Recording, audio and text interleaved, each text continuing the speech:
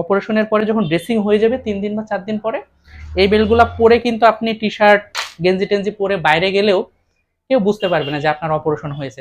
যারা gynaecomastia patient, যারা operation করবেন, তাদের এই বেল্টগুলা কিন্তু দরকার হয়।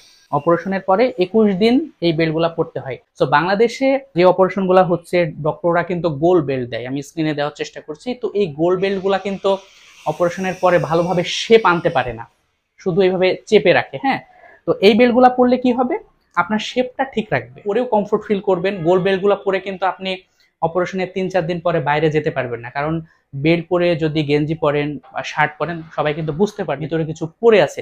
এই বেল্টগুলা পরলে কি হবে, অপারেশনের পরে যখন ড্রেসিং হয়ে যাবে 3 দিন বা 4 দিন পরে, এই বেল্টগুলা পরে কিন্তু আপনি টি-শার্ট গেঞ্জি টেঞ্জি পরে বাইরে গেলেও কেউ বুঝতে পারবে না যে আপনার অপারেশন হয়েছে।